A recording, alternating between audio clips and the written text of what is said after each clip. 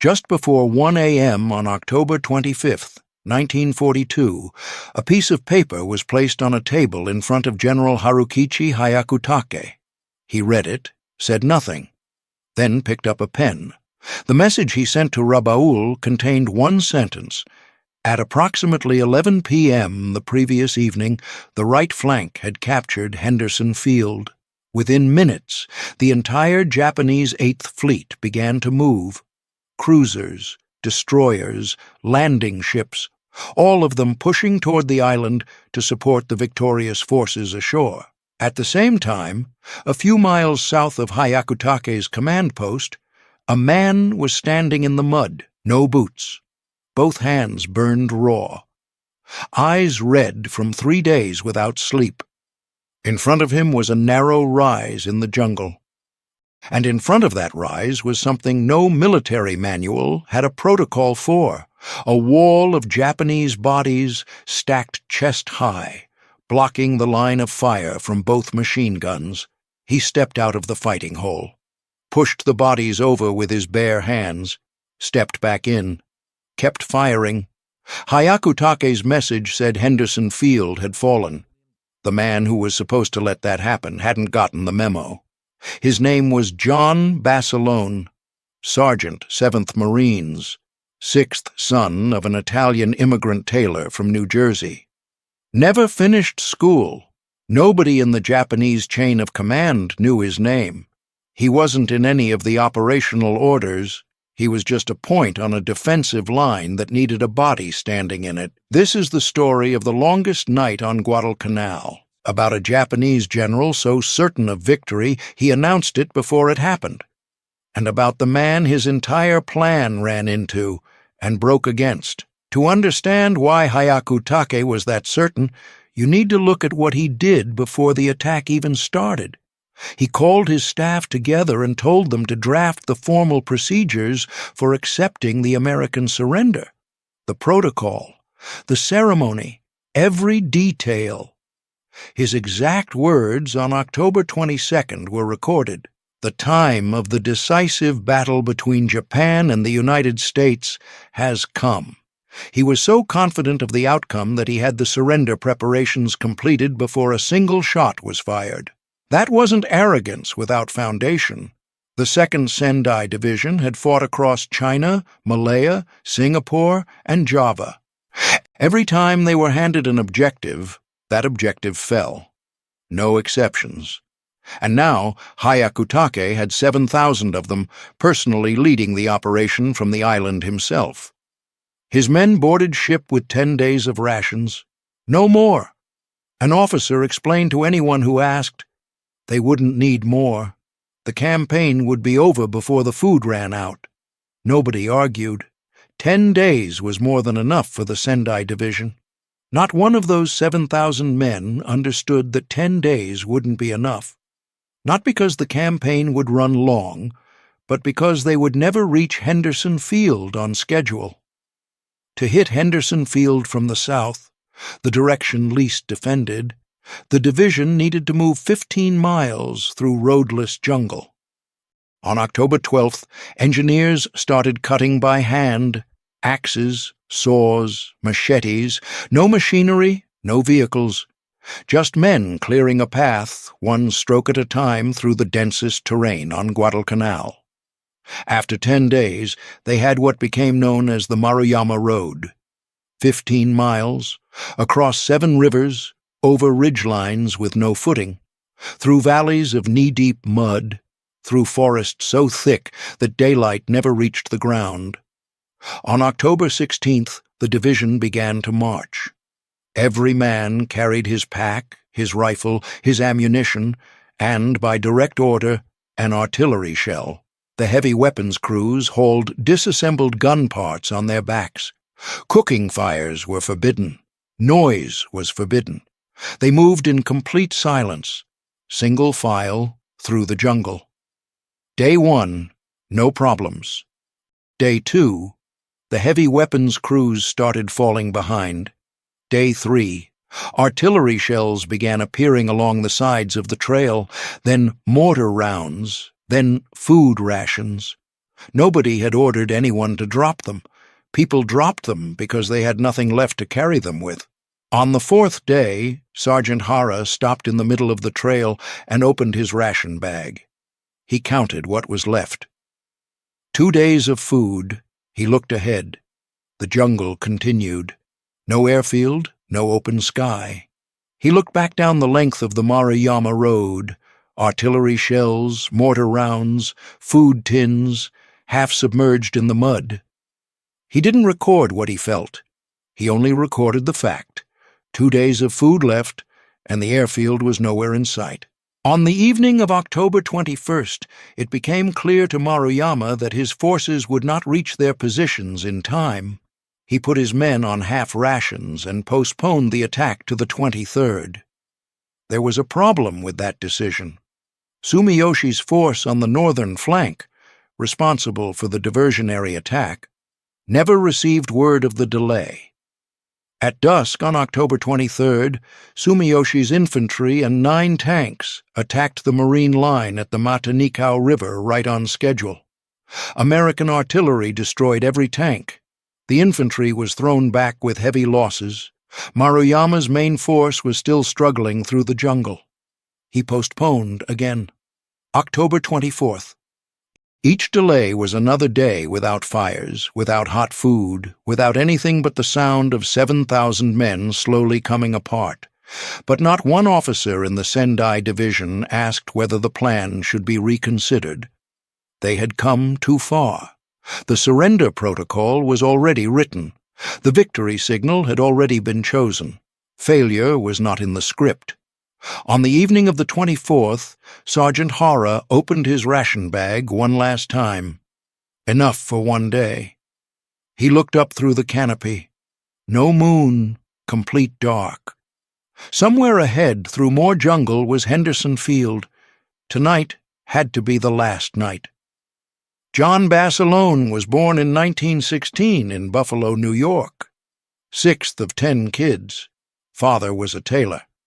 The house in Raritan, New Jersey, was crowded and never had much extra money. Nothing about the family suggested anything that would end up in a history book.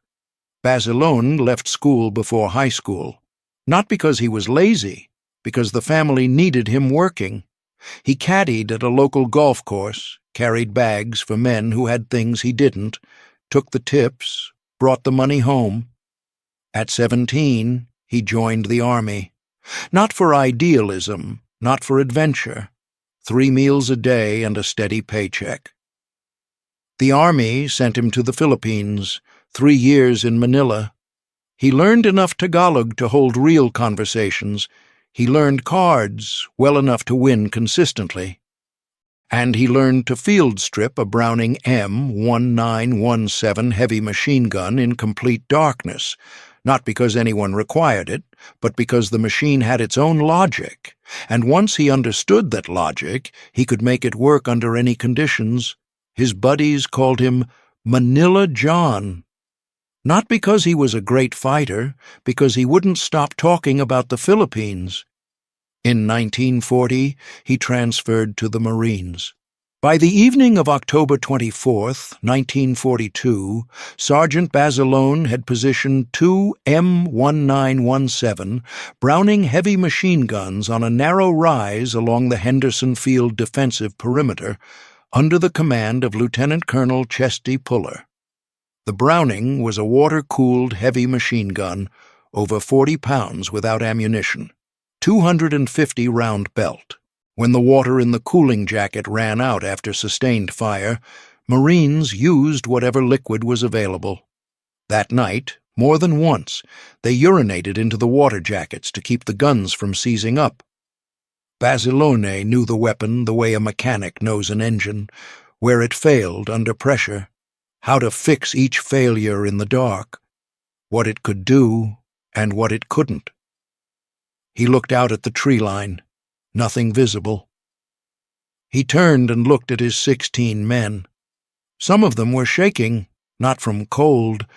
Guadalcanal was never cold, but the kind of shaking that happens when a person knows something is coming and doesn't know exactly what. He didn't say much. Just one thing.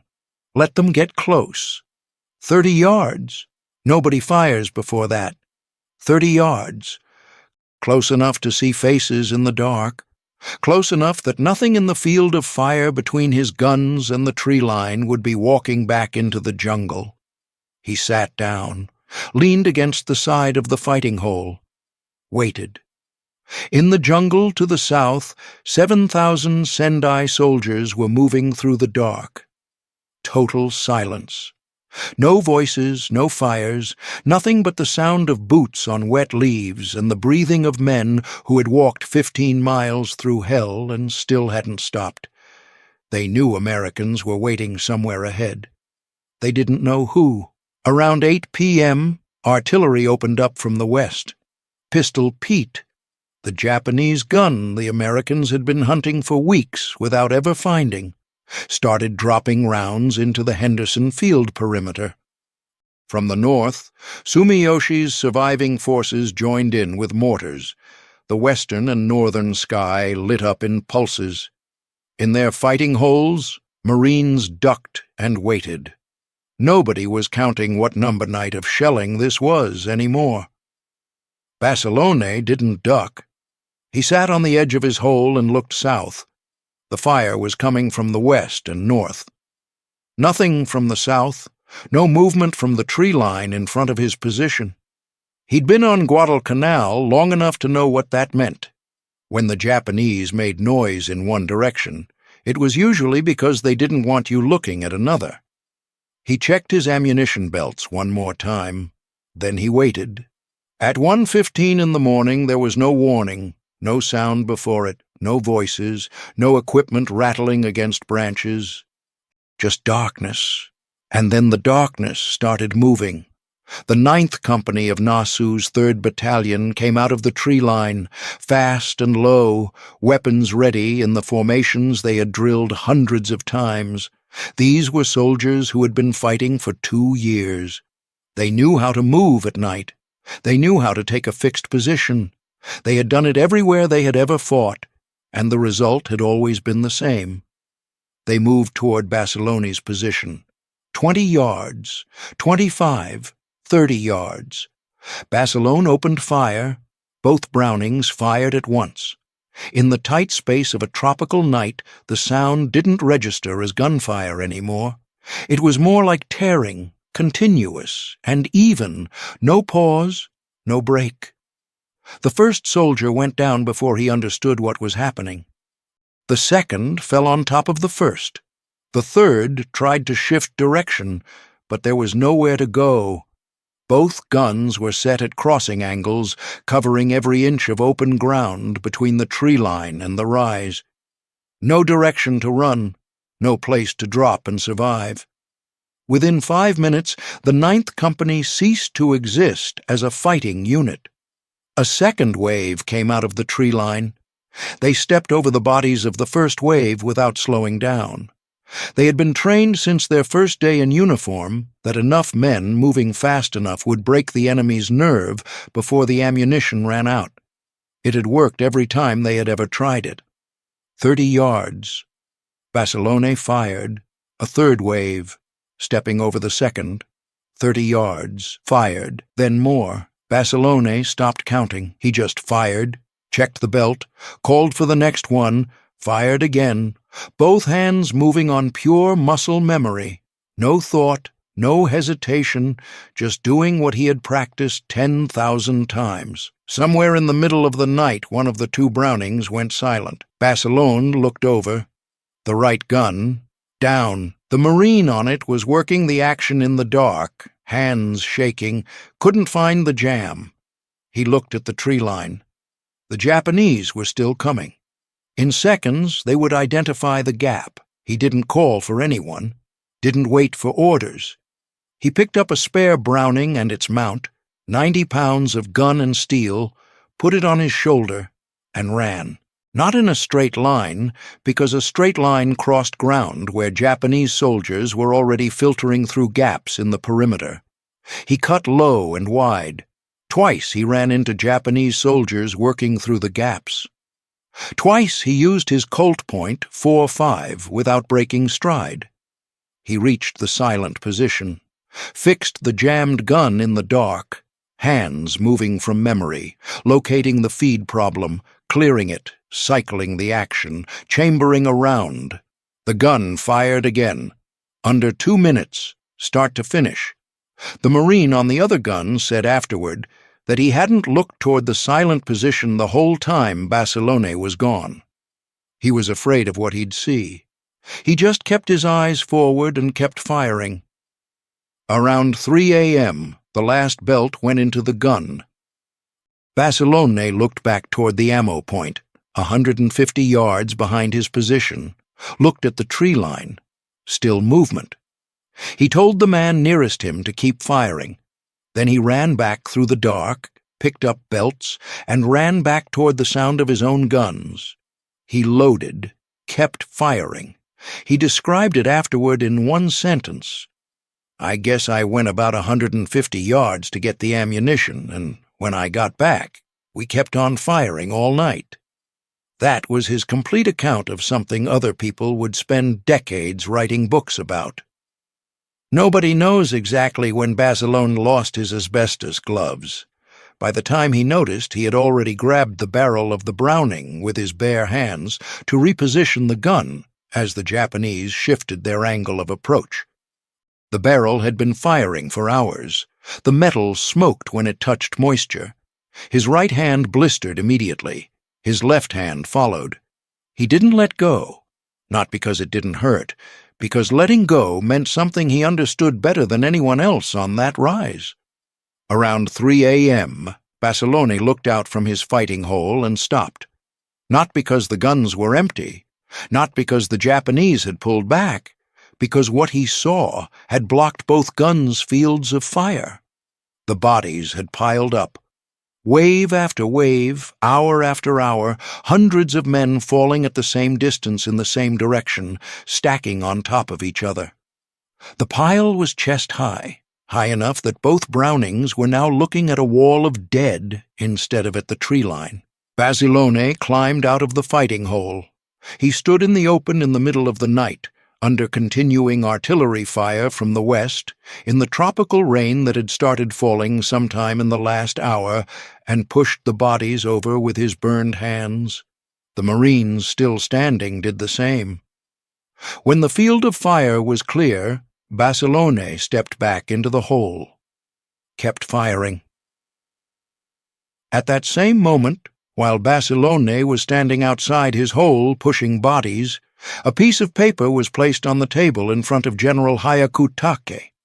Report from the right flank. Henderson Field had been captured. Hyakutake didn't verify it. He picked up his pen. The fleet moved. Inside his command tent, Maruyama stood listening to the guns from the south. They weren't getting quieter. They were getting louder. If Henderson Field had fallen, if the Americans were breaking, the fire coming from that direction should have been fading. Instead, it was steady and mechanical. Not the sound of a line collapsing, but the sound of something that had no intention of stopping. He stared at the field telephone on the table. Waited. At 4 a.m. it rang. A voice from the other end, quiet and uncertain. The report of capturing the airfield was a mistake. A unit had crossed an open clearing in the jungle and mistaken it for the runway. They hadn't reached the objective. They didn't know where they were. Maruyama set the phone down. Outside, the guns from the south were still firing, steady as a machine. A staff officer who was in the tent that night wrote after the war, "When I heard that, I felt a sense of foreboding come over me." At 4:30 a.m., Hyakutake recalled the victory message. The fleet had been underway for hours. At dawn on October 25th, pilots of the Cactus Air Force climbed into their planes at Henderson Field. The airfield that Hyakutake had reported captured was operating normally, runway intact, planes fueled. They took off and flew out over the water toward the Japanese fleet still moving in to support forces that had supposedly taken the field. The fleet didn't expect American aircraft. The cruiser Yura was sunk. Several other ships were badly damaged. The fleet turned back. Maruyama didn't quit immediately. On the night of October 25th, he ordered a second attack with what remained of his division. Those soldiers climbed back out of the jungle in the dark. Many hadn't eaten in 2 days. Many had been fighting since the night before. They stood up and walked back into the trees because that was what they had been trained to do.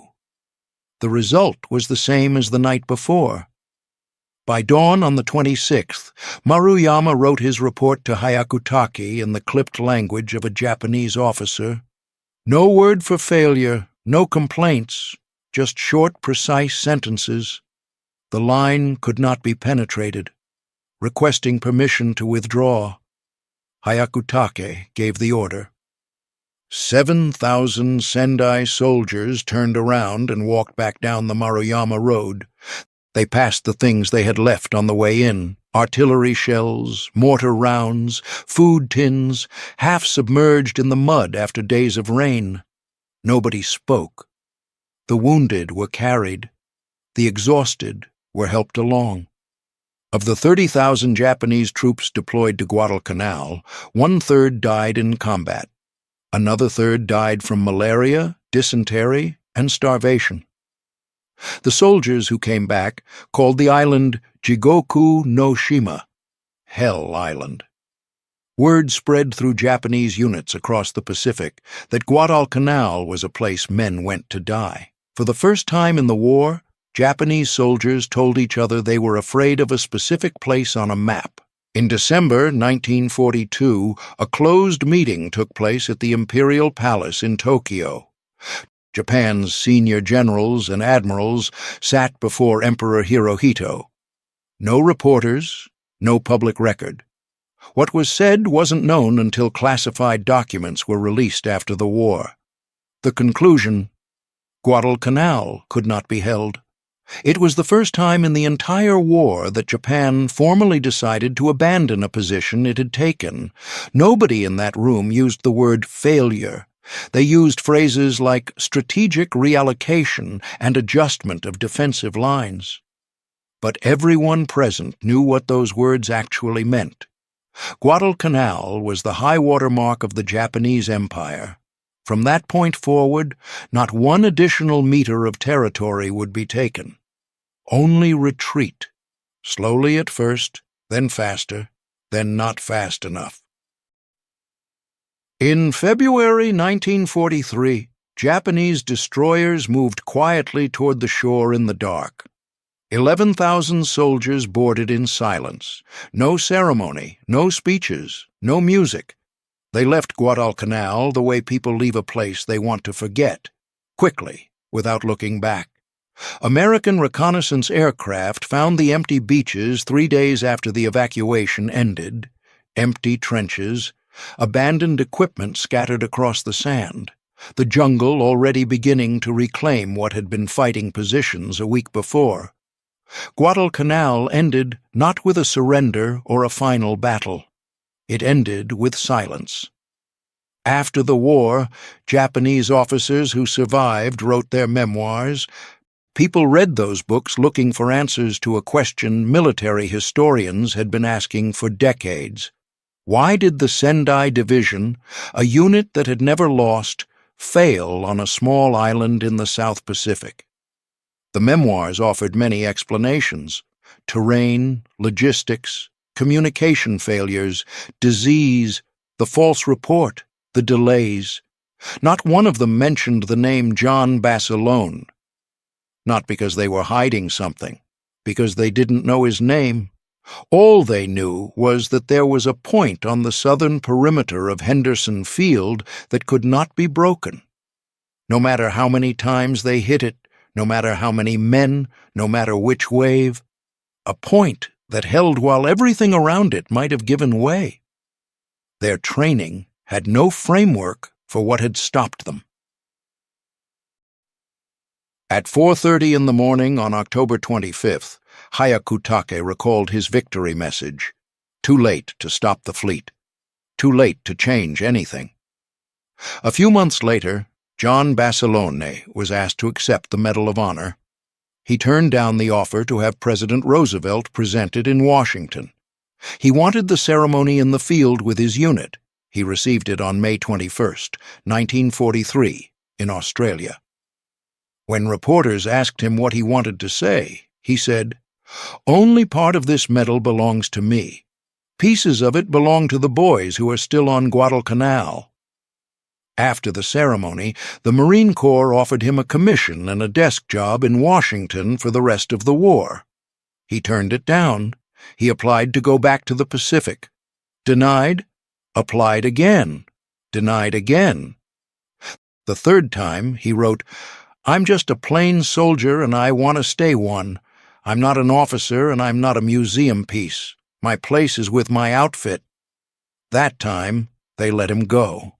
On February 19, 1945, Basilone landed on Iwo Jima in the first wave.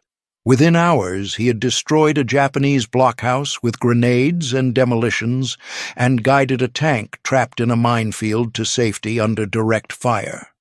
He was killed by a mortar round that morning. 28 years old. The legend of the invincible Japanese infantry, the force that had rolled through Southeast Asia in under a year, the division that had never lost, didn't end because of a brilliant Allied strategy. It didn't end because of American industrial power or a naval battle or a decision made in some office in Washington. It ended on a narrow rise of ground in the jungle of Guadalcanal, in the rain, in the dark, in front of a man whose name nobody on the other side ever learned. The sixth son of an Italian immigrant tailor, left school before high school, standing barefoot in the mud with 2 burned hands and no intention of going anywhere. The place was called Rabaul. In the middle of 1943, it sat on the northeastern tip of New Britain. Inside a perfect natural harbor, the Japanese had turned into the strongest position they held anywhere in the South Pacific. Simpson Harbor could anchor 100 ships at once. 5 concrete airfields ringed the caldera: Lakunai, Vunakanau, Rapopo, Tobera, and Karavat. From the air, you could count more than 360 anti-aircraft guns dug in around the runways and the harbor. Tunnels ran for miles under the volcanic rock, storage caves, command posts, hospitals, ammunition dumps. By late 1943, the Japanese had put more than 100,000 men into that one place. Soldiers, sailors, airmen, laborers. They were not hiding. They were waiting. Now think about what that meant in practice. On Tarawa, in November 1943, the 2nd Marine Division went ashore against a much smaller atoll garrison. The fighting lasted 76 hours. More than 1,000 Marines did not come back. On Peleliu, the 1st Marine Division and the 81st Infantry Division fought for 2 full months in coral ridges and caves. The casualty list ran well past 10,000. Those were small positions compared to Rabaul. Yet Rabaul never saw a single American or Australian division come ashore on its beaches. Not one amphibious assault was ever launched against the main harbor or the main airfields. The most heavily defended base in the entire theater was simply left alone. Now ask yourself the obvious question: how? How did the man who commanded the Southwest Pacific area, General Douglas MacArthur, decide that the strongest Japanese position in the region was the one he would not attack? The answer does not lie in any sudden burst of caution. It lies in 5 months of looking at maps, reading reports, and watching what happened when you tried to take a Japanese base the way the enemy expected you to take it. This is that story. Before we go any further, I want to say something plain. If your father, your grandfather, your uncle, or anyone in your family served anywhere in the Pacific during those years, Guadalcanal, New Guinea, the Solomons, the Philippines, anywhere across that ocean, I would be genuinely grateful if you left a note in the comments. What outfit were they with? Which island or campaign? How did they finally come home? Those family stories are the only place a lot of this history still lives. Archives have the official records. Your dinner table, your attic, your old letters. Those are the details no one else has, and every year there are fewer people left who can tell them. So, if you have one, put it down here. I read every single one. Thank you. Let's go back to the beginning of 1943. The Japanese had taken Rabaul in January 1942 with almost no fighting. A few hundred Australian militia had tried to hold it. They were overrun in days. Within months, the Japanese engineers had turned the place into the main forward base for the entire Southern Theater. By the time MacArthur's forces were fighting their way up the Papuan Peninsula toward Buna and Gona, Rabaul had already become the hub.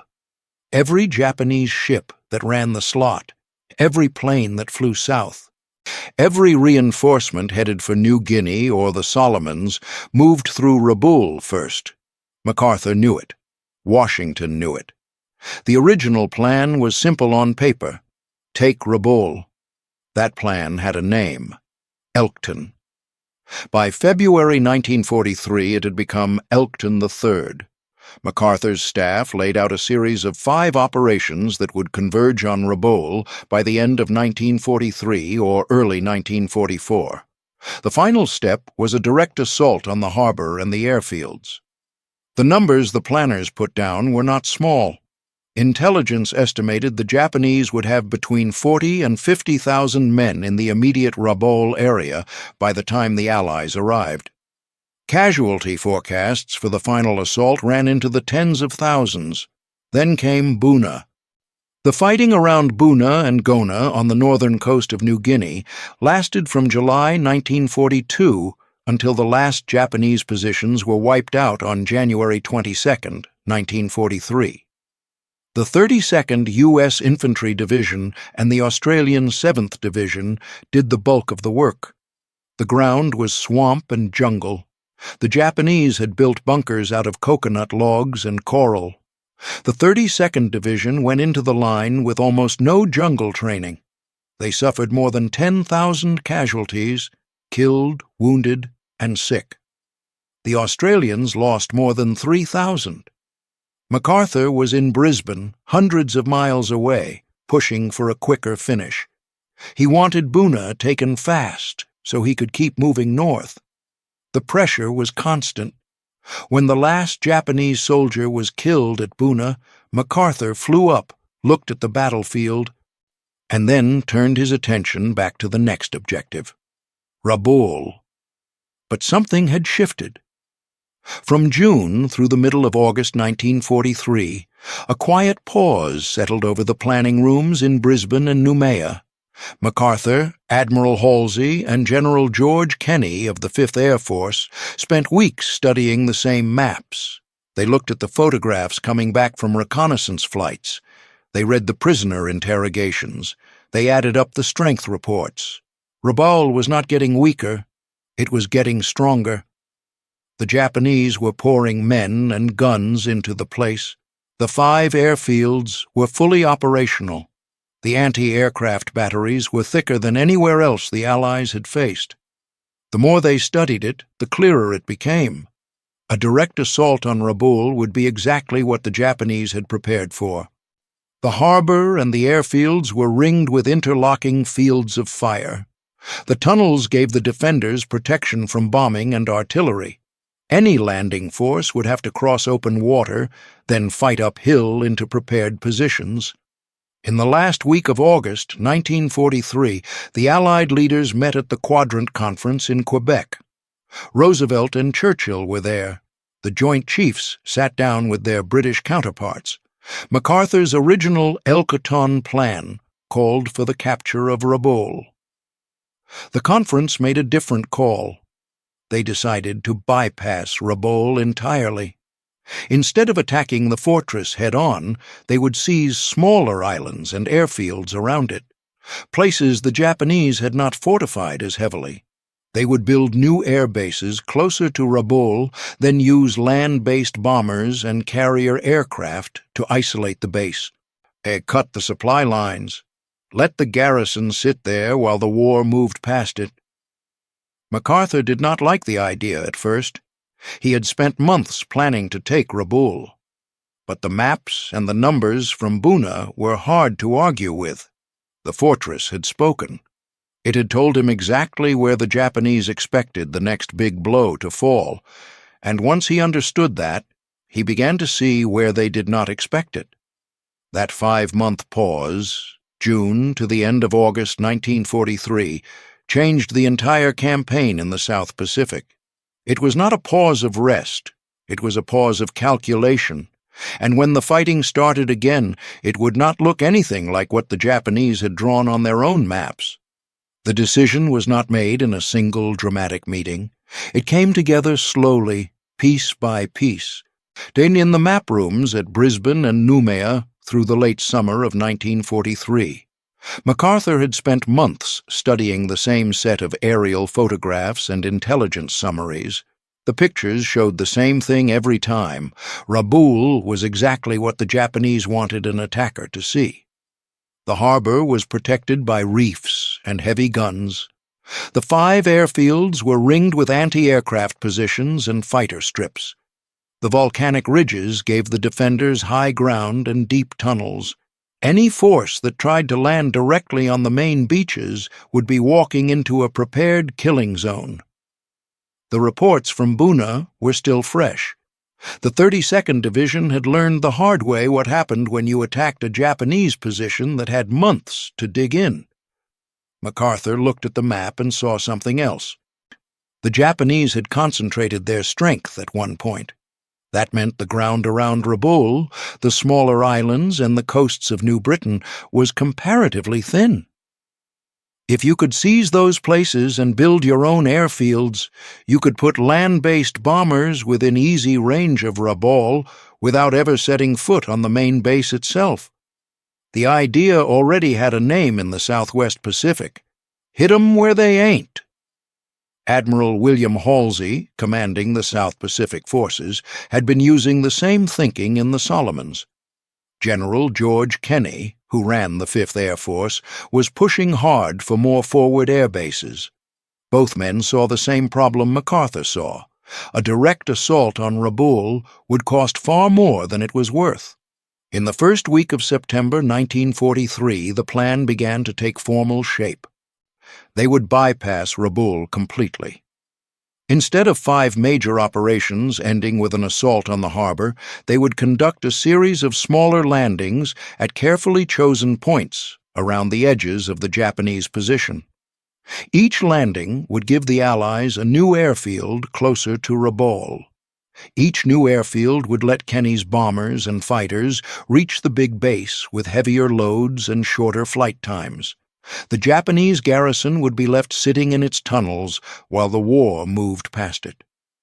The first 2 targets were on the western end of New Britain, Arawe and Cape Gloucester. Arawe was a small peninsula on the south coast. The Japanese had a modest garrison there, but it controlled a potential route for reinforcements coming from the west. A landing at Arawe would cut that line and give the Allies a foothold. Cape Gloucester, on the northern coast, was more important. It had flat ground suitable for an airfield. If the Allies could take it, they could put fighters and medium bombers within striking distance of Rabaul itself. Further out, Halsey proposed something bolder. The Admiralty Islands, north of New Britain, were lightly held. A quick strike there could give the Allies another major airfield complex and complete the ring around Rabaul from the north. MacArthur approved the change in plan. The old Elkton operation was set aside. The new approach was simpler on paper and far less costly in lives. It relied on speed, surprise, and the ability to build airfields faster than the Japanese could react. The fortress at Rabaul had told them exactly where the Japanese expected the blow to fall. Once MacArthur understood that, he chose to go somewhere else. By the middle of November 1943, the orders were written. The first landings were scheduled for mid-December. The troops who would carry them out were already moving into position. The 112th Cavalry Regiment for Arawe, the 1st Marine Division for Cape Gloucester, and later the 1st Cavalry Division for the Admiralties. None of them were headed for Rabaul itself. The decision had been made. Now it had to be executed in the rain and the mud of New Britain, where the ground itself would fight every step of the way. That is where the story moves next, from the map rooms to the jungle shoreline. The orders were clear, and the landings began exactly as planned. On December 15, 1943, the 112th Cavalry Regiment, dismounted and fighting as infantry, went ashore at Arawe on the south coast of New Britain. The Japanese garrison there was small, but the ground was not. The peninsula was low, swampy, and cut by mangrove creeks. The cavalrymen waded through knee-deep mud under steady rain. Their job was not to take Rabaul. It was to cut the coastal track that the Japanese used to move supplies westward and to give the Allies a foothold on the southern side of the island. 2 weeks later, on December 26th, the 1st Marine Division landed at Cape Gloucester on the northern coast.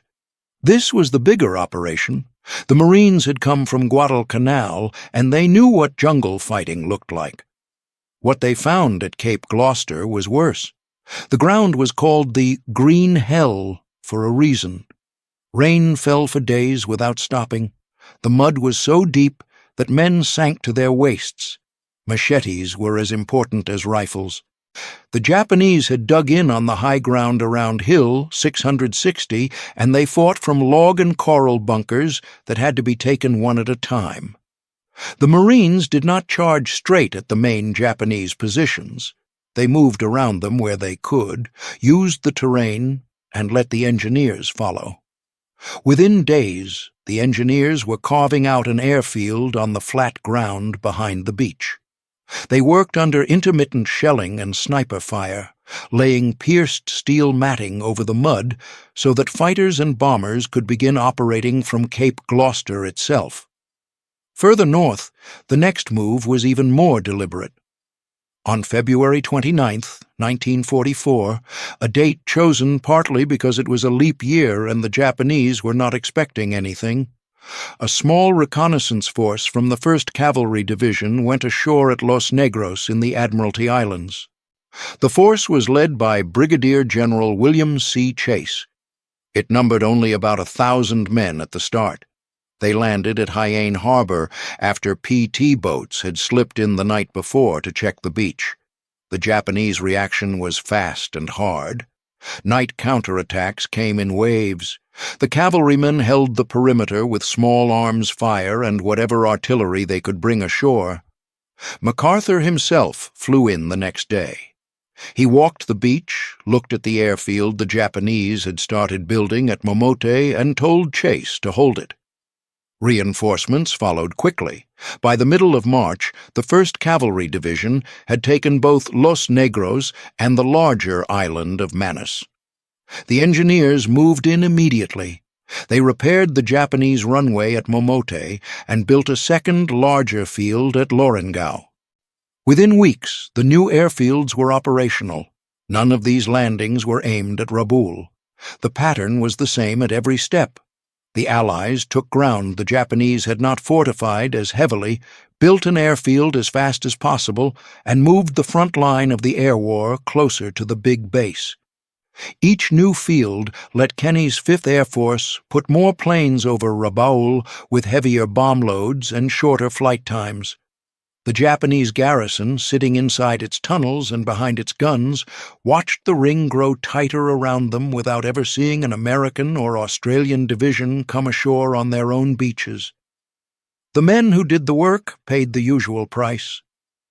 The 112th Cavalry at Arawe spent weeks in waterlogged positions, fighting both the Japanese and malaria. The Marines at Cape Gloucester measured their days in inches of rain and yards of mud. One company commander later wrote that the biggest enemy was not the Japanese soldier in front of him, but the ground itself. The engineers who built the airfields worked at night under blackout conditions so the Japanese bombers could not find them. They filled bomb craters, laid matting, and kept the runways open while the infantry held the perimeter. By the end of March 1944, the circle was complete. Rabaul was now surrounded by Allied airfields to the west at Cape Gloucester, to the south at Arawe, and to the north at the Admiralties. Kenny's bombers and fighters could reach the harbor and the 5 main airfields in minutes instead of hours. Supply ships could no longer reach Simpson Harbor without being spotted and attacked. The Japanese garrison of more than 100,000 men was still inside its fortress, but the fortress no longer mattered to the progress of the war.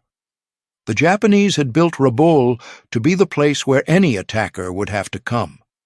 MacArthur had simply chosen not to come there. He had gone around. The ring was closed without a single landing on the main beaches of Rabaul itself. What happened next inside that ring is another story. Once the ring was closed in March 1944, the war simply moved past Rabaul. The Japanese garrison stayed exactly where it was, more than 100,000 men inside the tunnels and bunkers they had spent 2 years building. No American or Australian division ever landed on the main beaches. No fleet ever steamed into Simpson Harbor to force a surrender, and the big assault the Japanese had prepared for never came. What did come was isolation.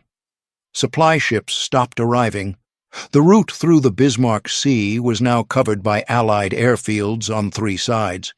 Any vessel that tried to reach Rabaul was spotted within hours and attacked by land-based bombers or carrier planes. By April, most of the harbor was empty, except for a few wrecked hulks. The Japanese tried to run submarines in at night, but the numbers were never enough. Food, medicine, spare parts, and ammunition all began to run short. Inside the tunnels, the garrison settled into a new kind of routine. Men planted small gardens in any patch of soil they could find between the volcanic rocks. They hunted rats and lizards for extra protein. They repaired their own uniforms with whatever thread they could salvage. Medical officers worked with almost no supplies. Quinine for malaria ran out first, then sulfa drugs, then bandages. By the middle of 1944, roughly 1 man in 4 was listed as sick. Dysentery, beriberi, and tropical ulcers became ordinary facts of life. The air attacks never stopped. General Kenny's 5th Air Force flew mission after mission over the caldera. At first they went after the 5 main airfields. Later they shifted to the harbor installations, the supply dumps, and the road network. The Japanese anti-aircraft guns still fired, but they had no fighter cover left. The last operational Japanese aircraft had been withdrawn to Truk months earlier. All that remained were the guns and the men who manned them. The tunnels protected them from the bombs, but they could not protect them from the calendar. And every week the food ration grew smaller. Every month more men went onto the sick list and never came off it. Japanese diaries recovered after the war show the same quiet progression. First, the hope that a relief force would arrive, then the realization that none was coming, then the long wait for an end that never seemed to get closer. The high command in Tokyo had already written the place off. Rabaul remained on paper as an important base, but in practice it had become a prison with no walls. The men inside it kept their weapons clean and their positions manned, but the war had moved 800 miles to the northwest. MacArthur was already planning the next leap, toward Hollandia, then the Philippines. By the end of 1944, the garrison at Rabaul had lost its purpose. It still held the strongest defensive position in the South Pacific, yet that position no longer controlled anything that mattered. The airfields outside the ring, Cape Gloucester, Arawe, Los Negros, Manus, had done their job. The Japanese could sit in their fortress as long as they wanted. The Allies simply went around it. The fortress had been built to stop an attacker. No attacker ever arrived, and that, more than any battle, was what finally defeated it. In the years after the war, MacArthur stood on the deck of a ship and looked toward Rabaul from a distance. The caldera was still there. The 5 airfields were still visible. The tunnels the Japanese had dug so carefully remained cut into the volcanic rock. Nothing had changed about the ground itself. What had changed was its place in the war. Rabaul had been built to be the one position no attacker could ignore. In the end, it was the one position the Allies chose to ignore. The numbers tell part of the story. The Japanese kept more than 100,000 men inside that fortress until the surrender in August 1945.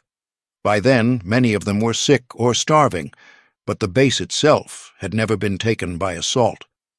The cost to the Allies was the ground they took instead: Arawe, Cape Gloucester, Los Negros, Manus. Those places saw hard fighting and real losses, but the losses were measured in the thousands, not the tens of thousands that a direct attack on Rabaul would have required. The real story is not in the numbers, it is in the sequence of decisions. The 5-month pause in the summer of 1943 was not a delay. It was a recalibration. The fighting at Buna had shown what happened when you attacked a prepared Japanese position the way the enemy expected. The maps of Rabaul showed the same pattern on a much larger scale. MacArthur, Halsey, and Kenny read those maps the same way. They saw where the Japanese had concentrated their strength, and they chose to go where that strength was not. Every obstacle pointed in the same direction. The strength of the fortress, the cost of Buna, the limited shipping, the weather in the South Pacific, all of it told them the direct route was the wrong route. They listened. They went around. That is what the verdict comes down to. The side that read the situation as it actually was defeated the side that waited for the attack it had prepared for. The Japanese had built the perfect defensive position for the battle they expected. MacArthur declined to fight that battle. He fought a different one, on ground of his own choosing, at a time and place the Japanese could not control. The men who carried out the landings at Arawe and Cape Gloucester and the Admiralties did not think of themselves as part of a grand strategy.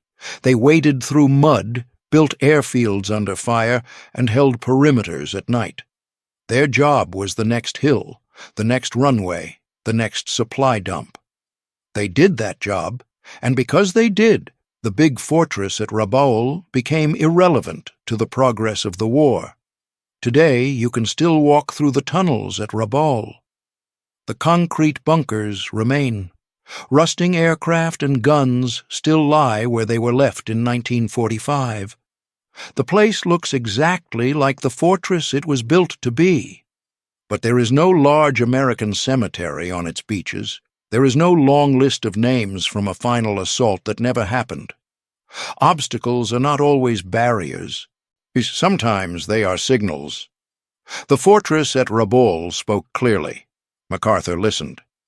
And the war moved on. If you have not yet left a note in the comments about a father, grandfather, or uncle who served in the Pacific, this is a good time. Those stories belong here. August 19th, 1945. Nichols Field, Manila. An American C-54 transport touched down on the runway and rolled to a stop in the Philippine heat. 16 Japanese officers stepped off the plane, full-dress uniforms, swords at their hips, medals pinned to their chests. They had flown 3,000 kilometers to arrange Japan's unconditional surrender. No one of significance came out to meet them. No reception tent, no chairs, no shade. Over 90 degrees on the tarmac. The 16 men stood and waited. Before leaving Japan, several of them had placed a small vial in the inside pocket of their uniform jacket. Poison, in case the Americans turned out to be something other than gentlemen. Standing on that runway, they were beginning to wonder. General Douglas MacArthur knew they were coming. He had known for days. What he set in motion over the next 72 hours was not a negotiation. It was something older and more deliberate, the careful removal of everything these men had built their identity around, not by force, not by open humiliation, by making them wait in the August heat while he decided when to appear. This is the story of those 72 hours, and the one detail that changes everything you think you know about how the Second World War actually ended. Lieutenant General Torashiro Kawabe had been awake since 4 in the morning, not because he could not sleep, though he could not, but because he had made a decision about how he intended to look when he stepped off that aircraft. He put on his full dress uniform before the sun came up. Every button fastened, every medal in its correct position. The ceremonial sword at his hip was long enough that walking with it required a deliberate adjustment at every step. He was not dressing for comfort. He was dressing for a message. Kawabe was the vice chief of the Japanese Army General Staff, the second-ranking army officer in Japan. He had not been chosen to lead this delegation because he was the most senior man available. Tokyo had made a calculation. He was senior enough to carry real authority, senior enough that the Americans would have to take him seriously, but not so senior that what happened to him in Manila would destabilize what remained of the Japanese government. Someone had thought through the consequences carefully. Kawabe understood this. He accepted it anyway. The delegation he led numbered 16 men in total. Army officers, Navy officers, a senior diplomat, translators, and aides. Each man had been selected for a specific function. Before they left Tokyo, they had been given a single clear instruction: do not show emotion under any circumstances. Do not make eye contact with American enlisted soldiers. Do not remove your sword unless you are directly ordered to do so. Maintain the appearance of men who are present by choice rather than by necessity. Not every man believed he could do that. Some of them made quiet arrangements, a small glass vial, an inside pocket. Nothing said aloud. They were not the first soldiers in history to prepare for the possibility that capture would be worse than death. They would not be the last. They flew first to Ieshima, a small island in the Ryukyus that American forces had taken in April at considerable cost. At Ieshima, they transferred to an American C-54 transport, a large 4-engine aircraft they had never flown in before, operated by men they had been at war with for nearly 4 years. The flight from Ieshima to Manila took several hours. No one talked much. Below them was the Western Pacific, the same water that had swallowed Japanese warships by the hundreds over the preceding 3 years.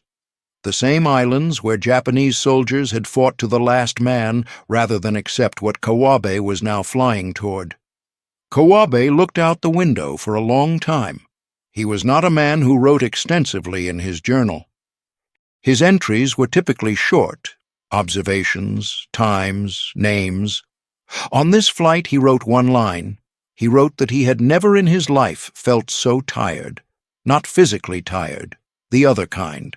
He had spent his career inside a system built on the assumption that rank was its own form of protection. That a general officer, regardless of which army he served, regardless of which side had won, occupied a different category than ordinary men. That there were rules. That those rules would be observed. This assumption was not unique to Japan. It was the operating principle of professional military culture across every nation that had fought in this war. Officers on both sides had relied on it. Officers on both sides had, at various points, been right.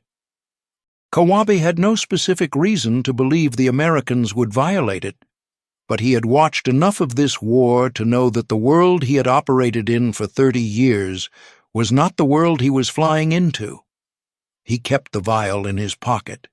He straightened his uniform. He watched the Philippine coastline appear below the wing, and he prepared himself for whatever a man prepares himself for when he is about to step off a plane into the hands of the enemy, He spent 4 years trying to defeat. When the C-54 rolled to a stop at Nichols Field, the officer who came out to receive them was Major General Charles Willoughby, MacArthur's Director of Intelligence, not MacArthur. Willoughby was efficient. He was correct in the formal military sense. He did not smile. He did not offer a hand. He directed the 16 men toward waiting vehicles with the economy of motion of someone completing a routine task. The Japanese officers climbed into the cars. The doors closed. The motorcade moved. What happened in the next 20 minutes was not on any agenda. The route from Nichols Field into Manila passed through what had been, 8 months earlier, one of the most beautiful cities in Asia. It did not look that way now. Manila in August of 1945 was the second most destroyed city in the entire Pacific War, behind only Warsaw. Block after block of collapsed buildings, roofless shells of what had been hotels, churches, government offices, streets that were still being cleared of rubble from battles fought earlier that same year. American and Filipino forces had retaken Manila in February of 1945. The battle had lasted a month.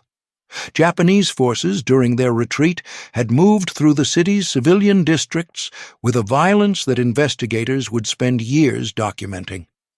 Estimates suggest the civilian death toll in Manila alone exceeded 100,000. Kawabe looked out the car window. He had not been in Manila before. He had read reports. Reports and reality are different things when the reality is passing 12 inches from your face through a car window. He did not write in his journal about what he saw on that drive. Some things a man records, some things he does not. MacArthur was not at Nichols Field because he had chosen not to be. This requires some explanation because MacArthur was not a man who left details to chance. He had been appointed Supreme Commander for the Allied Powers, the single authority responsible for accepting Japan's surrender and overseeing its occupation. Every significant decision flowed through him. Every ceremony connected to Japan's defeat was his to shape. He had been thinking about how this would look since before Japan had formally indicated its willingness to surrender. The signing ceremony on USS Missouri was going to be his moment, witnessed by the combined fleets, broadcast by radio to the world, recorded by cameras that would produce images printed in newspapers on every continent. He had been planning it with the attention to detail of a man who understood that history is made twice, once when it happens and once when it is remembered. Manila was not that moment. Manila was where the logistics got settled, where the requirements got delivered, where Japanese officers sat across a table from American officers and received instructions. MacArthur had a man for that. His name was Sutherland. Lieutenant General Richard Sutherland was MacArthur's chief of staff and had been since the early days of the war. He was precise, demanding, and cold. Cold in the way that some men in positions of authority use coldness as a tool, a way of establishing at the outset that warmth is not on offer and should not be expected. Officers who had worked alongside Sutherland for years described him in terms that did not include the word pleasant. He was waiting at City Hall when the delegation arrived. What remained of City Hall? The building had survived the battle for Manila in the way that a man survives a bad car accident. Functional, technically, but with damage that would take years to repair. Kawabe walked through the entrance. His sword adjusted at his hip with each step. The delegation filed into a conference room. They took their seats. Sutherland entered. He did not sit immediately. He looked at the men across the table for a moment, the kind of look that takes inventory. And then he sat down and opened the folder in front of him. He was ready to begin. The list was specific. Sutherland did not read it aloud with ceremony. He went through it the way a man goes through a maintenance checklist, item by item, in order, without editorializing. First, Atsugi Airfield outside Tokyo had to be completely cleared of hostile personnel before MacArthur's aircraft touched Japanese soil. Every armed unit in the vicinity had to be stood down and moved back. The perimeter had to be secured by Japanese forces willing to enforce it. Second, all Japanese combat aircraft within a prescribed radius of Atsugi had to be rendered inoperable before the landing. Fuel removed, instruments disabled, the aircraft were to present no threat of any kind. Third, the road between Atsugi and Yokohama had to be secured along its entire length. MacArthur's motorcade would travel that road. Nothing on it was to move except by American authorization. Fourth, MacArthur intended to land at Atsugi on August 26th. That gave Kawabe's government 7 days. Kawabe listened to all of it before he responded. When he did respond, he was careful and precise. He did not object to the requirements. He did not argue that they were unreasonable. He said that 7 days was not sufficient time to guarantee what was being asked of him. Sutherland's expression did not change. He said he would convey the concern to General MacArthur. The meeting continued. There was one moment during those first discussions that Kawabe would describe in detail in what he wrote afterward. At a certain point, Sutherland indicated that the Japanese officers should surrender their swords for the duration of the conference. Kawabe said no. He said it without raising his voice. He said it without elaboration. The sword was part of the dress uniform. To remove it in that room, in front of American officers under those circumstances, was a form of submission that went beyond what the conference required. Sutherland looked at him. The room was quiet for a moment in the way rooms go quiet when 2 men are deciding how much a point is worth. Sutherland noted the refusal and moved on. He did not press it. He did not return to it. Kawabe kept his sword. It was, in the end, the only thing he kept from Manila, the only concession the Americans did not take. A small thing. He understood it was a small thing. He kept it anyway. The rest of that first day covered the logistics of occupation, port access, airfield transfers, the sequencing of troop withdrawals, the handling of Allied prisoners of war still held in camps across the Japanese Empire. That last item took time. There were Allied prisoners in camps across Japan, Manchuria, Korea, China, the Philippines, and Southeast Asia. Thousands of them. Men who had been held for years under conditions the Red Cross reports had not fully captured.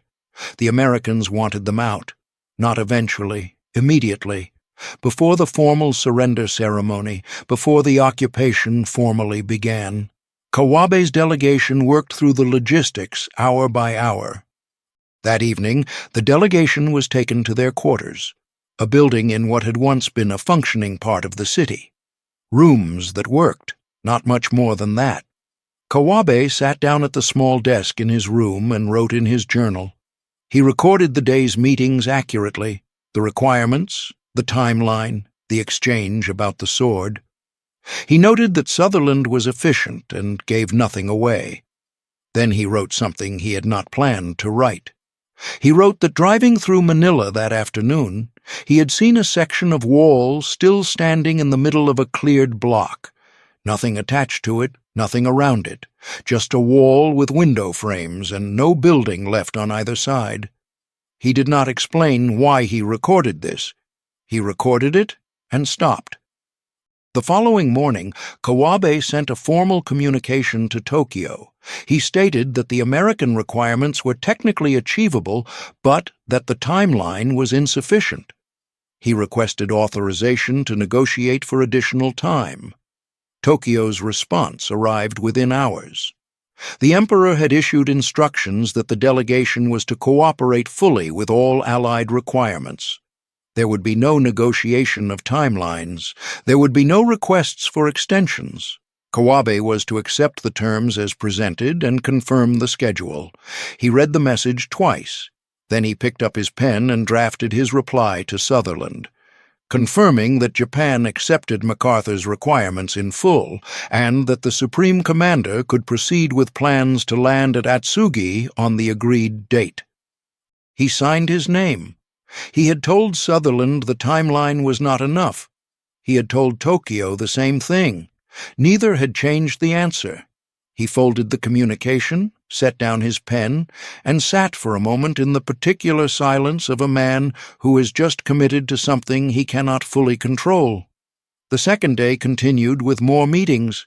The conference table at City Hall had become a kind of fixed point, the place where the distance between what Japan had been and what Japan was now becoming got measured in specific practical terms. On the afternoon of that second day, one member of the delegation became ill. It was not serious. A fever, exhaustion, the accumulated effect of days that had not allowed for much sleep. There were no Japanese doctors present. An American military physician came instead. He examined the man, provided what was needed, and left.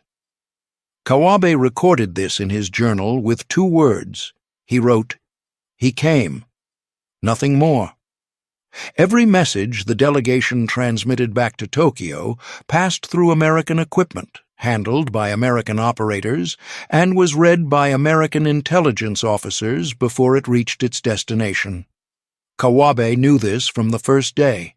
He composed his messages accordingly, formal, precise, stripped of anything that might be interpreted as resistance or used as a pretext for further demands. What he could not send, he wrote in his journal. On the evening of the second day, he wrote that the Americans he had dealt with were competent and showed no personal hostility. He wrote that Sutherland conducted the meetings as if the outcome of each item had already been decided and the discussions existed only to produce a written record. He wrote that this was probably accurate. Then he wrote something that had nothing to do with the meetings. He wrote that he had heard, through the open window of his room that night, a group of Filipino civilians passing in the street below. He could not make out what they were saying, but he could identify the tone. He described it as the sound of people who had been waiting a long time for something to be over. He wrote that he heard it and could not sleep afterward. On the morning of the third day, Sutherland presented the final set of arrangements and asked for Kawabe's formal confirmation that Japan would comply with all of them. Kawabe had one remaining request. He asked whether MacArthur's landing date could be moved back by 48 hours. Not 7 days, not a week. 48 hours. Sutherland said he would ask. The answer came back within the hour. No, MacArthur's schedule would not change. Kawabe picked up his pen and signed the confirmation document, committing Japan to having Atsugi ready, the roads secured, the aircraft neutralized, and the Supreme Commander of Allied forces safely on Japanese soil within days. He had raised the concern twice. Both times he had been told no. He capped the pen and set it on the table. Sutherland collected the document, reviewed it briefly, and nodded once. The 3 days in Manila were over. Kawabe returned to his room. He packed his uniform for the morning flight. He placed the small vial carefully back in the inside pocket of his jacket, where it had been since Tokyo, and he waited for whatever came next. The problem at Atsugi had a name. Captain Yasuna Kozono commanded the kamikaze units based at the airfield. He had spent years training pilots for a single type of mission, one from which no one returned. When Emperor Hirohito's voice came over the radio on August 15th, announcing Japan's acceptance of surrender, Kozono did not stand down. He told his men the broadcast was a forgery. He told them the war continued. He flew his aircraft over Tokyo and dropped leaflets urging the military to keep fighting. He was not a fringe figure. He commanded real aircraft, real pilots, at the exact airfield where MacArthur intended to land. Japanese Army and Navy officials eventually removed Kozono from command and had him confined. A breakdown, they called it, though the timing suggested it was also a solution to a problem that could not be allowed to continue. But this did not happen immediately. It happened days after Kawabe had already signed MacArthur's requirements in Manila. Days after the commitment had been made. The insurrection at Atsugi was one reason MacArthur's landing was pushed back from August 26th to August 30th. 4 additional days for the Japanese side to bring the airfield to the condition MacArthur required. 4 days that Kawabe, sitting in Tokyo, could do very little to influence. On the morning of August 30th, General Douglas MacArthur boarded his personal C-54 transport on Okinawa. The aircraft was named the Bataan, after the peninsula in the Philippines, where American and Filipino forces had made their last stand in 1942, before being captured, before the Death March, before 3 years of Japanese occupation. MacArthur had chosen the name deliberately. Before takeoff, he turned to the officers traveling with him and told them to remove their sidearms. The order surprised some of them. They were flying into Japan. The peace treaty had not yet been signed. The formal surrender had not taken place. One of them asked why. MacArthur said, "If the Japanese intend to kill us, pistols will make no difference, and nothing will impress them more than arriving without weapons." The Bataan lifted off at 9 in the morning with a pair of B-17 as escort and nothing else. MacArthur went to the back of the plane and took a nap. Below them, as they crossed the southern coast of Japan, was the country that had been the enemy for nearly 4 years, the same coastline that American planners had spent years studying in preparation for an invasion that would now not happen. Operation Downfall, the assault on the Japanese home islands, had been projected to cost hundreds of thousands of American casualties and multiples of that on the Japanese side. The atomic bombs at Hiroshima and Nagasaki had ended that calculation. MacArthur reportedly looked out the window as they passed Mount Fuji, the volcano rising above the clouds, white at the summit, unchanged by everything that had happened below it. He looked at it for a while. Then he turned away. The Bataan touched down at Atsugi at 2:19 in the afternoon. More than 4,000 American troops from the 11th Airborne Division had already landed at the airfield in the preceding days. They were there, they were armed, but they were outnumbered. On every side of the airfield and along the roads beyond it stood Japanese soldiers, not hundreds, but thousands, still in formation, still armed, watching. MacArthur stood at the top of the aircraft stairs for a moment before descending, corncob pipe, field marshal's cap, no weapon visible anywhere on his person. He walked down the stairs at a pace that suggested he was in no particular hurry, shook hands with General Eichelberger at the bottom and said, "Bob, from Melbourne to Tokyo is a long way, but this seems to be the end of the road." Winston Churchill, when he was told what MacArthur had done, said it was the single greatest act of personal courage he had witnessed in the entire war. This was a man who had watched the Battle of Britain from London, who had been at Gallipoli, who measured bravery against a standard most men never approach. He called Atsugi the greatest of the lot. Kawabe heard the news by radio in Tokyo. MacArthur had landed. The airfield had been secure. The roads had held. He opened his journal. He wrote the date. He wrote that MacArthur had arrived at Atsugi without incident. Then he wrote one more line. He wrote that he had not been certain, until that moment, that it would go that way. He set the pen down and sat with that for a long time. MacArthur had 13 days between Atsugi and the Missouri. He used them. The choice of the Missouri itself had been made in Washington. President Truman selected the ship because it was named for his home state and had been christened by his daughter Margaret in January of 1944. That decision belonged to Truman. Everything else belonged to MacArthur.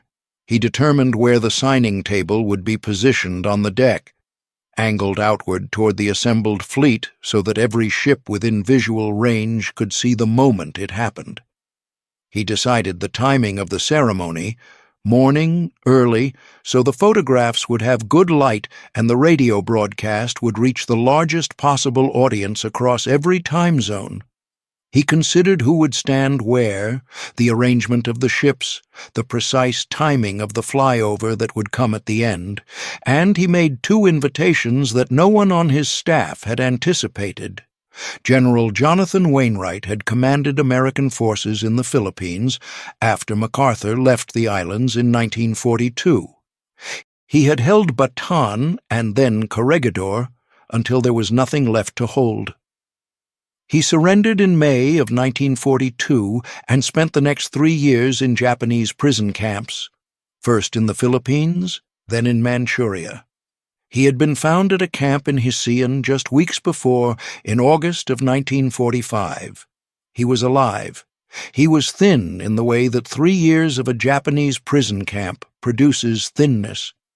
Not the thinness of a diet, but the thinness of systematic deprivation. Lieutenant General Arthur Percival had commanded British forces in Malaya and Singapore. He had surrendered Singapore to Japan in February of 1942, the largest surrender of British-led forces in the nation's history. He had been in the same camp as Wainwright for much of the war. MacArthur placed both men directly behind him at the signing table. He did not explain the decision publicly. He did not need to. The men who had surrendered to Japan in 1942 would stand behind the man accepting Japan's surrender in 1945. Every camera on that deck would record the same image. The Japanese delegation arrived aboard the destroyer USS Lansdowne at 8:56 in the morning. 11 delegates. They came up the gangway in order. Foreign Minister Mamoru Shigemitsu came first. He had lost his leg to a bomb thrown by a Korean independence activist at a Japanese imperial celebration in Shanghai in April of 1932. Shigemitsu had worn a prosthetic leg for 13 years. He walked with a cane. The gangway from the Lansdowne to the Missouri's deck was not designed for a man with a cane and a prosthetic leg. He took it slowly. Some of those watching described the crossing as painful to observe. He reached the signing table. He sat down. He looked at the document in front of him. 8 paragraphs, the complete and unconditional surrender of the Empire of Japan. He appeared, briefly, uncertain which line he was supposed to sign. Sutherland leaned forward and pointed to the correct line. Shigemitsu signed at 9:04. General Umezu, chief of the Army General Staff, signed at 9:06. Then it was MacArthur's turn. He signed with 6 pens. The first 2 went to Wainwright and Percival, the men standing directly behind him, the men who had spent 3 years in Japanese captivity waiting for this morning. A third pen went to the United States Military Academy at West Point. A 4th to the military archives. A 5th to a close aide. The 6th, a plum-colored pen that did not match the others, went to his wife Jean. He had prepared the list before he came aboard. When he finished, he stepped back from the table and moved to the microphone. He said he hoped that from this solemn occasion a better world would emerge, a world founded on faith and understanding, dedicated to the dignity of man and his most cherished wish for freedom, tolerance, and justice. Then he said, "Let us pray that peace be now restored to the world, and that God will preserve it always. These proceedings are closed." It was 9:25 in the morning. The ceremony had lasted 23 minutes. Overhead, almost immediately, came the sound.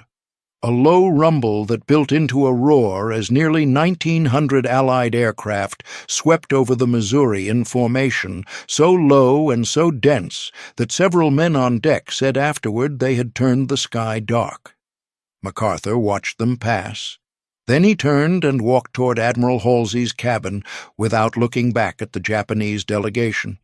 He put his arm around Halsey's shoulder and said, "Bill, where in the hell are those airplanes?" Halsey started to answer. MacArthur was already smiling. Kawabe Torashiro was not prosecuted at the Tokyo war crimes trials. The tribunal focused on the men who had designed Japan's aggression, ordered its atrocities, and built the machinery that had consumed millions of lives across Asia and the Pacific. Kawabe was not among them. He lived quietly after the war. He eventually wrote a memoir. It was never translated into English. In it, he described the 3 days in Manila as the longest of his life. Not because of what was demanded of him. The requirements were what they were, and he had accepted them. Not because of Sutherland, who had been cold but correct. Because of what he had seen through the window of that car on the drive from Nichols Field into what remained of the city. He did not call what he felt shame. He used a different word, one that translated more closely as weight. He wrote that the weight did not go away after Manila. He wrote that he was not sure it was supposed to. When Kawabe returned to Tokyo after those 3 days, he still had the vial. He had placed it in the inside pocket of his dress uniform jacket before he boarded the plane in Japan, in case the Americans turned out to be something other than gentlemen. The Americans had not been gentle, exactly. They had not been cruel, either. They had been something more unsettling than either. They had been indifferent to his rank, in the way that people are indifferent to a distinction that no longer applies. No American soldier had stood at attention when he entered a room. No officer had acknowledged his position as a position that still carried weight. He had come to Manila in full-dress uniform, with his sword, with his medals, prepared to be received as a general officer conducting the business of nations. He had been received as a man with a list of requirements to sign. He returned to Tokyo with the vial still in his pocket. He did not use it, not because the Americans had spared him anything, but because 3 days in Manila had made the outcome feel permanent. The war was over. Not officially, that came later, on the Missouri. But in the way that matters more, in the place where a man carries his understanding of what is true, it was over on the tarmac at Nichols Field in the August heat, with no one coming out to meet him. MacArthur understood something that does not appear in any order of battle or any after-action report. He understood that the end of a war is not only a military event, it is a psychological one. And sometimes the most precise weapon a commander possesses is the deliberate, considered decision to make the other side wait, and to let the waiting do what no confrontation could accomplish on its own. The Missouri ended the war on paper. Manila ended it in the minds of the men who came to arrange it. Those are not always the same moment. In this case, they were 11 days apart. July 24th, 1943. West of Truk, 10 minutes past 10 in the morning. A Japanese oil tanker sat dead in the water. No engine, no escort, no way to run. 1,000 yards away, an American submarine lined up its shot. The kind of shot that every training manual called perfect. The right distance, the right angle. The torpedo left the tube. The men on the tanker's deck saw the white wake coming toward them. Some of them shouted. Some of them ran. A few just stood at the rail and watched. The torpedo hit the hull with a heavy, dull thud. Nothing happened. The men on deck looked at each other. This was the first torpedo to strike their ship from that position. It would not be the last. Now, here is what makes that impossible to understand. The men firing those torpedoes were not making mistakes. They were doing everything right. The submarine was exactly where it was supposed to be. The torpedoes ran straight and true every time. The most advanced anti-ship weapon the United States Navy had ever put to sea was hitting a target it could not miss, and it was killing no one. By the end of that day, 11 torpedoes would strike the Tonan Maru No. 3. 11 direct hits. 11 times, nothing. And the answer to why that happened, the real answer, had been sitting in a drawer in Washington before the war even started. Someone knew, and they didn't fix it. To understand what happened on July 24, 1943, you need to understand what the Tonan Maru No. 3 actually was. She was not a warship. She had never been built for war. The Tonan Maru No. 3 was launched in Osaka in May of 1938. She weighed more than 19,000 tons. She stretched 534 feet from bow to stern. At the time of her launch, she was the largest merchant vessel ever built in Japan, and she was a whale factory ship. That is not a figure of speech. Her entire purpose, every inch of her design, was to process whales at sea. She carried crews of men trained to work with long-handled knives on a reinforced aft deck fitted with winches and cutting rails. When a whale was harpooned and pulled alongside, they stripped the blubber in layers, fed it into onboard digesters, and boiled it down into oil. The oil went to soap factories, to margarine plants, to industrial lubricant production across Japan. She was a floating assembly line built to operate for months at a time in the coldest, most remote waters on Earth, the South Atlantic, the Antarctic, without returning to port. For 3 seasons before the war, she led a fleet of smaller hunting vessels through those waters. In the 1938-39 season alone, her fleet caught 1,400 whales. She was enormous and she was tough. Not because anyone expected her to be shot at, but because industrial ships in rough seas have to be. Her hull was heavily compartmentalized. Her construction was built for endurance, not combat. None of that was designed to stop a torpedo. It just turned out that it helped. When Japan entered the war in December 1941, the Imperial Navy requisitioned her. The processing equipment came out. Fuel oil storage tanks went in. The Tonan Maru No. 3 became a tanker, one of the largest in the Japanese fleet, and one of the most valuable. By the summer of 1943, Japan's ability to move oil across the Pacific was under enormous strain. American submarines had already sent dozens of tankers to the bottom. Every ship that completed a run, from the oil fields of Borneo to the fleet anchorages at Truk, mattered more than the one before it. The Japanese military ran on fuel. Their aircraft ran on fuel. Their warships ran on fuel. Cut the fuel, and the whole machine slows down. American submariners knew this. It was the central logic of the entire Pacific submarine campaign. On July 23, 1943, the Tonan Maru No. 3 departed Truk and headed southwest toward Miri on the coast of Borneo to take on another load of oil. She had made this run before. She would not finish this one. At least, that is what should have happened. The man hunting her was Lieutenant Commander Lawrence Daspit. His crew called him Dan. Daspit had graduated from the Naval Academy in 1927. He had spent 15 years learning how submarines worked, how they moved, how they fought.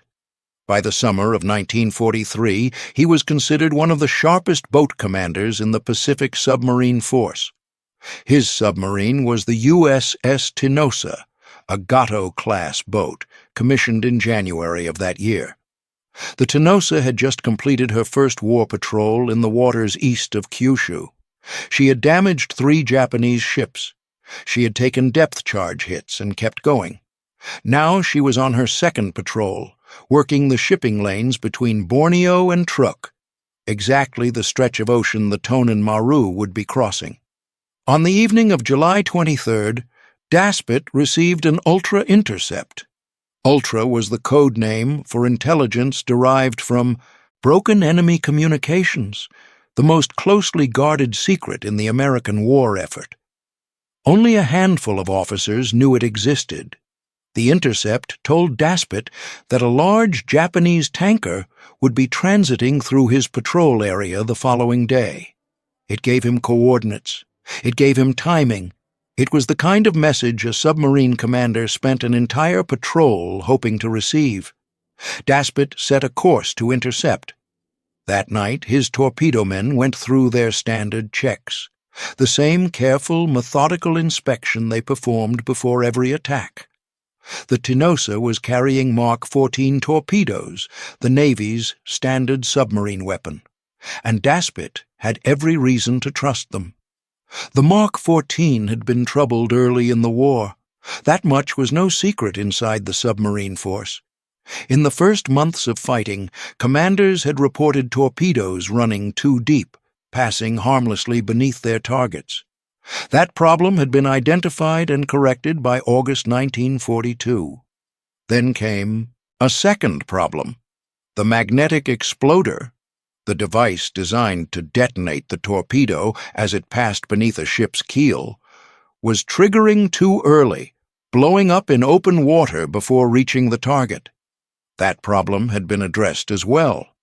Just weeks before Tinosa left Midway, Admiral Nimitz himself had ordered the magnetic exploders disabled on all Pacific submarines.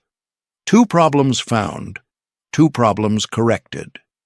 As far as Daspit knew, the Mark 14 in his torpedo tubes was finally the weapon it was always supposed to be. He had no reason to think otherwise. At 4 in the morning on July 24th, the Tinosa was on station, running on the surface, in position ahead of the tanker's projected route. At 5:55 a.m., the sky was clear. The sea was calm. Daspit raised the periscope. The Tonen Maru No. 3 appeared on the horizon, 19,000 tons of steel, riding low in the water with a full load of fuel, making 13 knots, and sailing without a single escort vessel in sight. She was not zigzagging. A ship that size, in those waters, in wartime, sailing in a straight line. It was the kind of target that almost never happened. Daspit watched her for a moment through the glass. Then he began to set up his attack. At 8:09 in the morning, Daspit took the Tinosa down. He maneuvered into position ahead of the tanker's path, angled to intercept, and waited. At 9:23, he fired 4 torpedoes from the bow tubes. The approach had been textbook. The firing solution was clean. Every calculation checked out. 30 seconds later, the sonarman heard impacts, solid, unmistakable thumps against a steel hull. At least 2 of the 4 had hit the hull. Neither exploded. The Tonen Maru dropped 4 depth charges, a reflexive response, scatter and hope, then turned hard away and pushed her engines to full. For a ship that size, full speed was not fast, but she was moving now, and the angle had changed. Daspit swung the Tinosa around and chased. It was an unequal race. A submerged Gato-class submarine could make about 9 knots underwater. The Tonen Maru was already pulling 13. Daspit could not close the gap submerged. He tracked her, adjusted, and waited for the geometry to work in his favor. It did. At 9:38, with the tanker pulling away at an angle, Daspit fired 2 more torpedoes from the bow tubes. The firing position was not ideal. The torpedoes would strike the hull obliquely, not the clean perpendicular hit the manual's preferred. Under normal circumstances, an experienced commander would keep maneuvering for a better angle, but Daspit fired anyway. Both torpedoes hit the Tonen Maru aft, on the port quarter. Both of them exploded. The blasts tore into her engine room. Black smoke poured from the hull. The tanker's engines went silent. She listed to port and coasted to a stop, settling slightly by the stern. On her decks, men were already moving toward the lifeboats. To the crew of the Tonen Maru, this was the moment the ship was dying. 2 explosions, a list, no power. The math of that situation pointed in one direction. They had no way of knowing that those two explosions, the only two that would happen all day, had already spent themselves. Daspit did not know that either. What he saw through the periscope was everything a submarine commander could ask for. A 19,000-ton tanker, dead in the water, no escort in any direction, a full load of torpedoes still in his tubes. He came around to the tanker's starboard side. He set up at 875 yards, directly abeam, at a right angle to the hull. This was the shot the Navy trained every submarine commander to take. Close range, stationary target, perpendicular impact, maximum damage guaranteed. There was no urgency, no threat. The Tonen Maru could not run and could not fight back effectively. Daspit had time to do this exactly right. He steadied the Tenosa. He confirmed the firing solution. He gave the order. The torpedo left the tube at 10:09. It ran straight and true, a clean white line through the water, aimed directly at the stopped tanker's hull. It struck, and the sea went quiet. Daspit fired again. 10:11. Another torpedo, another straight run, another solid impact, nothing. 10:14. A third torpedo. Clean hit, nothing. 3 torpedoes, 3 confirmed hits. A stationary target at close range, no explosions. Daspit ordered a halt. He was not a man who panicked. He was not a man who jumped to conclusions. What he did next was exactly what a careful, experienced commander would do when the evidence stopped making sense. He had his torpedoman pull every remaining torpedo from its tube and inspect it. Every spring, every pin, every mechanism. They went through each weapon the way a surgeon checks his instruments before an operation. It took time. The Tonen Maru sat out there, listing, smoking, going nowhere. The torpedomen finished their inspection. Their verdict: every torpedo was in perfect working order. Not one fault found, not one component out of place. Daspit climbed back to the periscope. The tanker was still there. He resumed the attack. 10:39, 900 yards, a dead-on impact, nothing. 10:48, 1,000 yards. This one hit the hull. And then something happened that Daspit would spend years trying to explain to himself. The torpedo did not sink. It did not simply fail to explode. It bounced.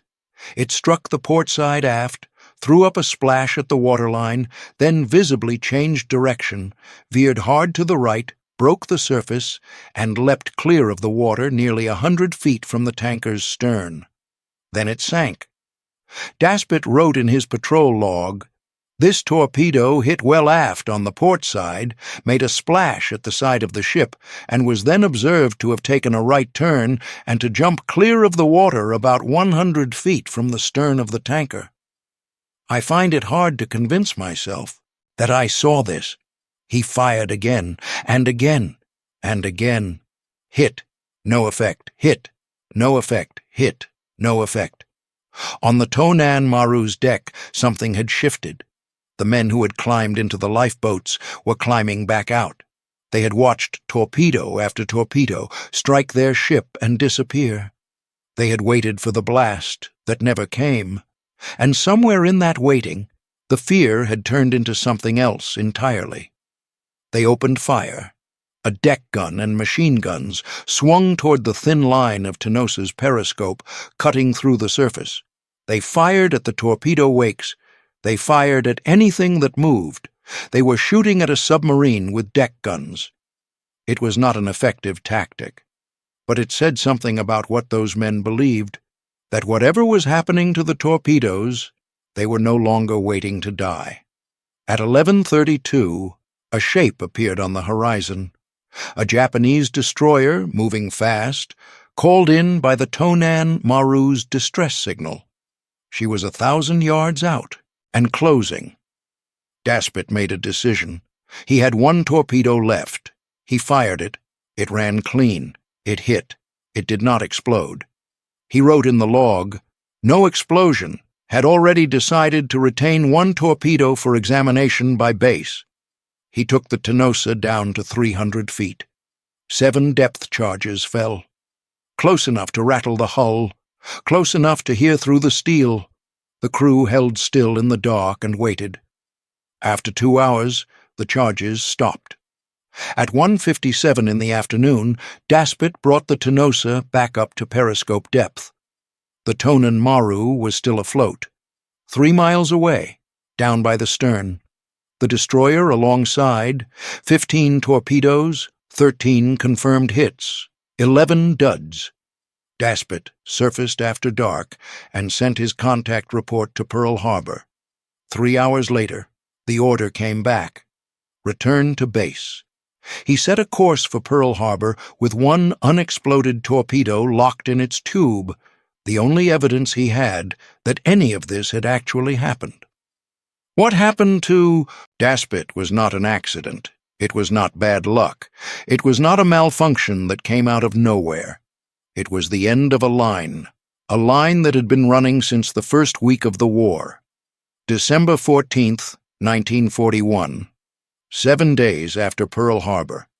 The USS Seawolf was hunting Japanese shipping off the coast of the Philippines. Her commander found a target, set up a clean attack, and fired a spread of torpedoes. One of them hit. It did not explode.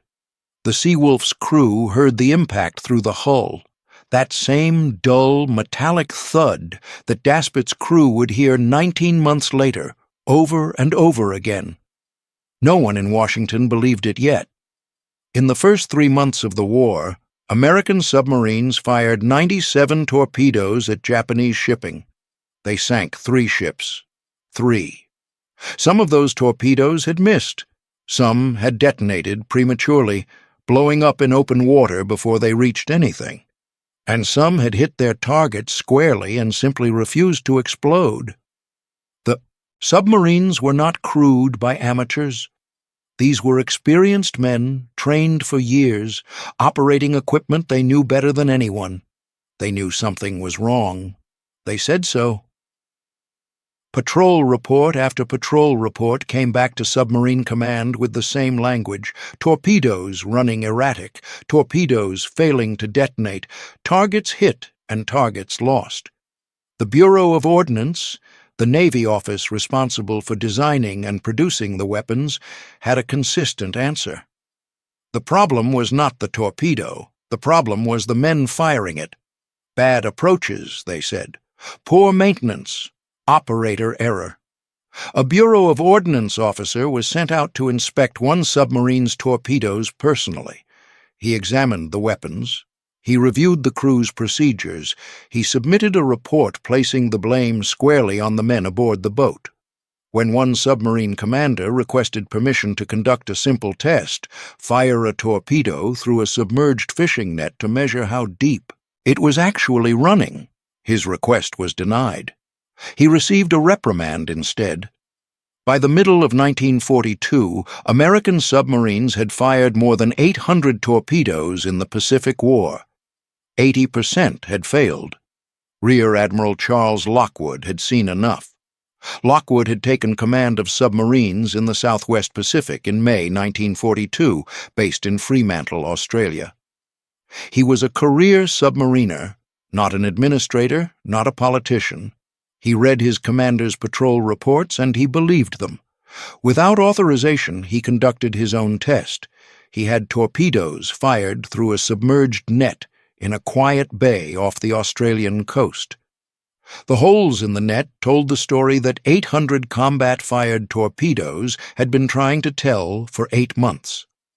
The torpedoes were running 11 feet deeper than their depth settings indicated. 11 feet. A torpedo set to run at 10 feet was actually running at 21. Passing clean beneath the hulls it was aimed at. Lockwood brought the evidence to the Bureau of Ordnance. The Bureau disputed the methodology. It took direct intervention from Admiral Nimitz to force the Bureau to run their own tests. They confirmed the problem in August 1942, 8 months into the war. A fix was designed and distributed, and then a new problem appeared. With the depth issue corrected, the torpedoes were finally hitting their targets. But now they were exploding too soon, detonating in open water, dozens of yards short, the blast wasted on nothing. The culprit was the magnetic exploder, a device designed to trigger the warhead as it passed through the magnetic field beneath a ship's keel. The concept was sound. The execution was not. The magnetic field around a ship changes depending on where in the world you are. The exploder had been calibrated in the waters off New England. The Pacific is not New England. Germany had discovered the same flaw in their own magnetic exploders and abandoned the technology entirely by mid-1941. Britain had followed. The United States did not. Submarine commanders disabled the magnetic exploders on their own initiative, quietly, against orders, because the alternative was watching their weapons blow up 50 yards short of everything they aimed at.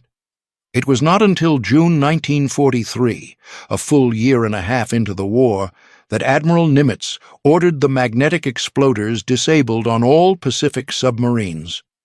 2 problems identified, 2 problems corrected. That was the state of things when Daspit took the Tenosa out of Midway in July 1943. He had been told the Mark 14 was ready. He had every reason to believe it. What no one knew, what no one could have known, because no one had ever run the test that would have shown it, was that the torpedo was still broken, just in a different way, and the only way to find it was to fire enough torpedoes at a sitting target to make the pattern undeniable. Daspit had just done that. He was the first man who had. The Tenosa arrived at Pearl Harbor on August 4th, 1943. Daspit went straight from the dock to the office of Rear Admiral Charles Lockwood, Commander, Submarines, Pacific Fleet. He brought the torpedo with him. Lockwood later wrote that he had braced himself for what he expected would be a sustained and well-deserved outburst. What he got instead was something harder to watch. Daspit was too angry to shout. He laid out what had happened: the approach, the position, the 15 shots, the 13 hits, the 11 failures, in the flat, precise language of a man who has gone over the same facts so many times in his own head that the emotion has worn down to something cold. Lockwood wrote, "I think Dan was so furious as to be practically speechless. His tale was almost unbelievable, but the evidence was undeniable." The torpedo Daspit had carried back from the Pacific was taken to the submarine base torpedo shop and examined by the Navy's own ordnance specialists. They checked every component, every mechanism, every moving part. The same verdict came back. The torpedo was in perfect working order. There was nothing wrong with it. Lockwood did not accept that as the final word. He called in Commander Charles Mommsen, one of the most respected technical minds in the submarine force, and told him to find the answer. Mommsen's proposal was straightforward. Take a submarine out to the waters off Kahulawe, a small uninhabited island southwest of Maui, and fire live torpedoes directly into the cliff face. Recover the ones that didn't explode. Take them apart. See what the impact had done to them. On August 31st, 1943, a submarine positioned herself off the cliffs of Kahulawe and began firing. The first torpedo exploded on impact. The second torpedo exploded on impact. The third torpedo hit the cliff and did not explode. Divers went down. They recovered the weapon carefully. An unexploded torpedo, lodged in rock, is not something you handle quickly, and brought it back to the surface. The engineers at Pearl Harbor took it apart on a workbench. What they found was this: when a torpedo traveling at 46 knots strikes a steel hull at a perfect right angle, the force of that impact is enormous, far greater than the force generated by a glancing or oblique hit. The contact exploder was designed with a firing pin that had to travel a precise distance to strike the detonator cap and trigger the warhead. The firing pin moved on guide rails. At the moment of a direct perpendicular impact, the deceleration force was so sudden and so violent that it crushed the guide rails before the firing pin could complete its travel. The rails bent, the pin jammed, and the detonator was never struck. The torpedo hit. The mechanism destroyed itself on contact. The warhead never knew it had arrived. At an oblique angle, a less than perfect hit, the impact force was lower. The guide rails held. The firing pin moved. The torpedo exploded. This was the reason Daspit's first 2 torpedoes had worked and the next 11 had not. The 2 that exploded were fired at a bad angle while the tanker was still running.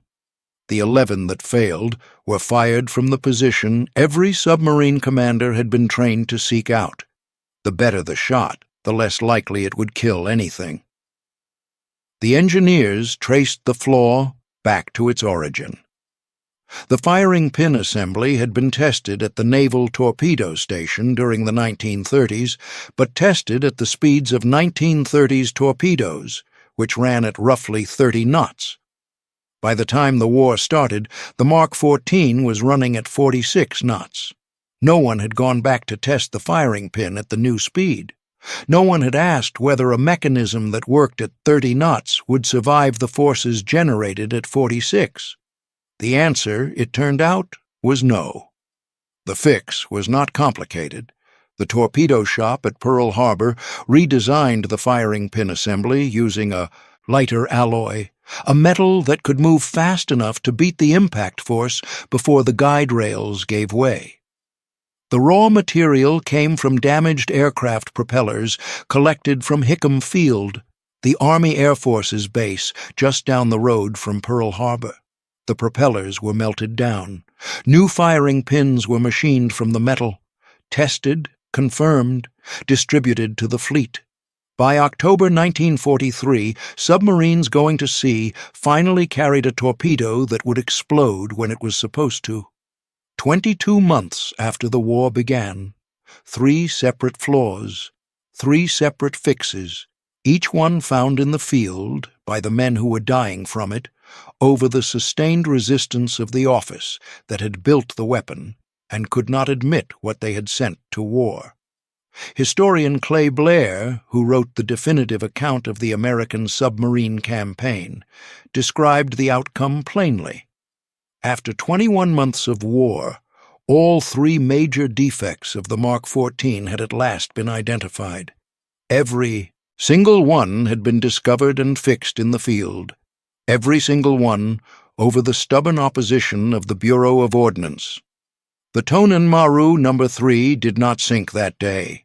Light cruiser Isuzu arrived from Truk and took her under tow. She was repaired. She returned to service. On February 17, 1944, 7 months after Daspit fired 15 torpedoes into her hull, American carrier aircraft struck Truk in force.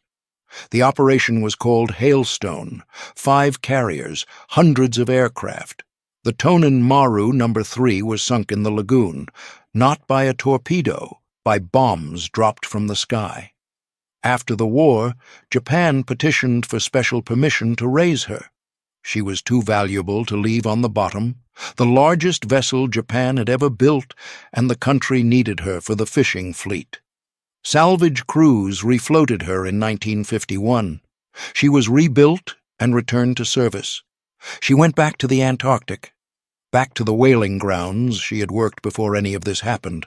She was finally scrapped in 1971, 33 years after she was launched, 28 years after a submarine fired 15 torpedoes into her hull, and she refused to die. Daspit was promoted to commander.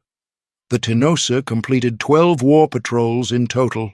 She was credited with sinking 16 Japanese ships, every one of them after the torpedo was fixed. The question that history has never answered cleanly is the question of cost. Not the cost of fixing the torpedo. That was a few weeks of work and a pile of scrap propellers from a field in Hawaii. The cost of not fixing it sooner. How many Japanese ships crossed the Pacific safely with unexploded American torpedoes buried in their hulls? How many American submarines were lost while pressing attacks against targets they should have been able to sink on the first pass? How many men on both sides paid the price for a firing pin that no one had thought to test at the right speed? History does not keep columns for the things that should have happened and didn't. It only records what did. 11 hits, 11 silences, and a ship that was built to chase whales in the Antarctic, lying at the bottom of a lagoon on a Pacific island most people will never visit, sunk in the end by the weapon that should have killed her the first time.